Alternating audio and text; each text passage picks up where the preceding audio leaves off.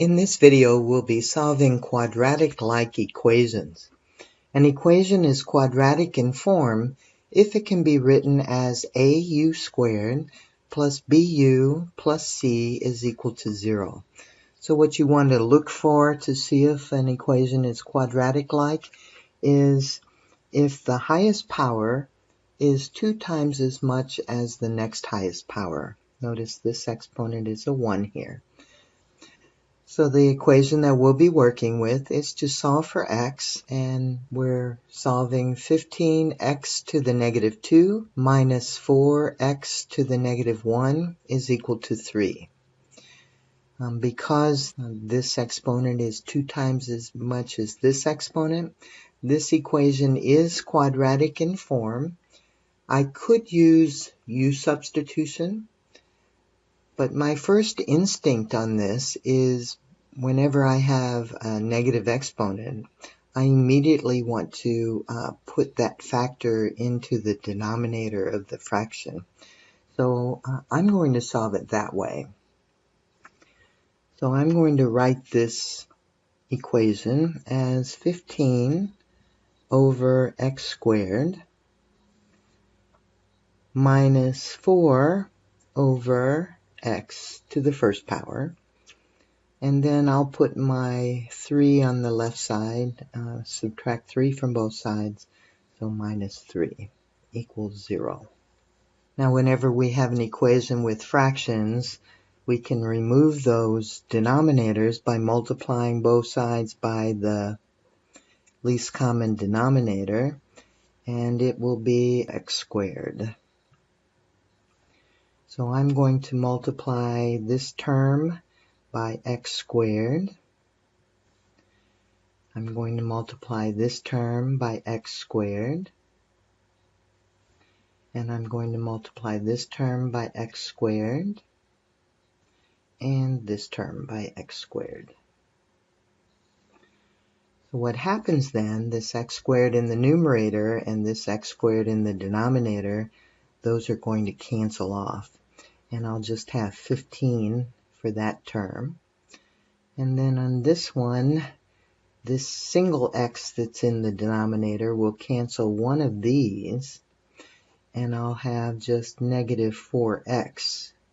And then for this term, nothing's canceling, so I have a minus 3x squared. And then 0 times anything is always 0. Now I have a quadratic. I'm going to move everything to the right side just because I like my lead coefficient to be positive. So I'm going to have a 0 on the left side. My negative 3x squared when I move it over will be a positive 3x squared. And then my negative 4x when I move it over will become positive 4x. And then my positive 15 when I move it over will be a negative 15. I'm going to try factoring this. I think it will. This is a prime number, so I can use 3x and 1x. I know that the difference of my inners and outers have to be 4. So if I put my 5 here, I'll have 15 for my outer product and 3 for my inner product. That won't work. So if I put my 5 here, I'll have a 5x for my inner product, and 3 times 3 is 9. 9 and 5 have a difference of 4, so that's what I need to do. I need to match my 3 here with my outer product and my 5 with my inner product. Then I need the bigger product, which will be the 9. I need that to be positive. So there's a positive 9x, and this will be a negative 5x. That combines to give me a positive 4x. Now this could also have been solved with quadratic formula or completing the square. Now I can use the zero factor property, and it says if I have 2 or more factors multiplied together and the product is 0, then one of the factors is 0, so there, or the other factor is 0. Now I just have two linear equations. Solve those. I'll add 5 to both sides here. Those cancel, and I have 3x is equal to 5. Divide both sides by 3. That cancels. X equals 5/3.